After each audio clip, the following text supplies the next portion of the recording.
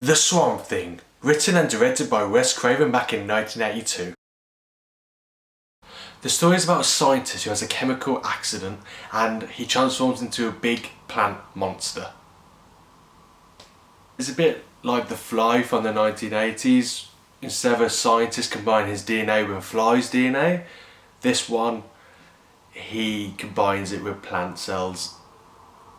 So if you like The Fly, you might like this one, although it's not as good as The Fly. We have Alice Cable, played by the actress Adrienne Barbeau, B-movie Scrawny Weaver. Alec Holland, played by Ray Wise, best known for his part on Twin Peaks. And the villain, Arcane, played by Lewis Jordan, who should have played a Bond villain some point in his career. Although the film didn't have the best script, I have to give credit to the players. Barbeau does a great job with what she had, portraying a strong woman lead. Wise portrays Holland as a sleazy, cocky scientist who I'm guessing is meant to be like the ladies' man, but there's some parts in the movie which is character does very odd things. Finally, Jordan, who's probably the best thing about the movie.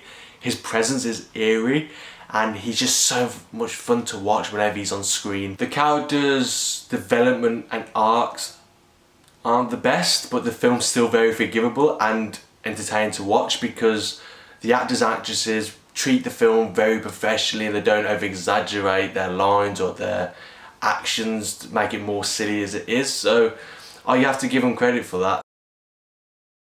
Producers would always interfere with filming and told Craven to re-edit the entire movie. That resulted in a few scenes being cut, which raised a few questions with dialogue between characters that weren't fully answered or even expanded on. Craven said it's one of the worst experiences on the film he's ever had.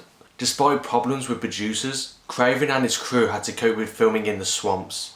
They had many encounters with alligators, snakes, and even a caterpillar plague. Caterpillars were literally dropping from the trees and onto people and biting their necks. With all these obstacles, they still managed to have a good laugh on set. They even played pranks on each other in the water.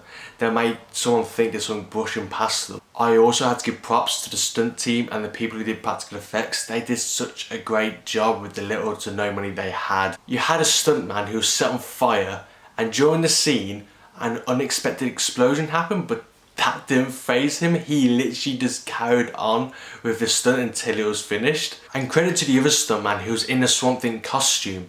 Considering the heat and the fact he had to get in and out of the water, he must have been absolutely suffering and exhausted. So I give him props to that. Every time the stuntman had to get out of the water wearing the suit, they had to keep repairing it because it was just that damaged. Craven said they had to go back and do some reshoots. And in the film, you can actually see where the suit, which is that damaged, is literally just falling apart. The movie may not be the best, but I can still appreciate all the hard work and effort that was put in by the actors, the crew, and Wes Craven. They really want their movie to work, and I think that's probably why it's so enjoyable, because they really want their movie to come to life. And I think doing that and having that attitude towards a project, it really did give this movie so much heart. And I absolutely loved the look of the Swamp Thing. I loved the suit they did. I really like the actors. They did a really good job, and fair play to Wes Craven trying to bring this character to live action. So I kind of praise them for all this hard work they tried to do. But there are so many hilarious moments. I'd highly recommend this film to B-movie lovers that love cheesy stories and a big fan of practical effects.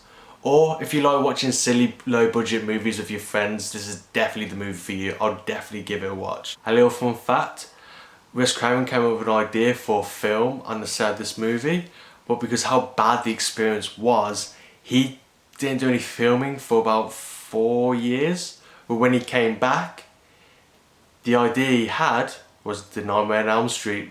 So, throw that in for him. Thank you guys for watching and stay safe.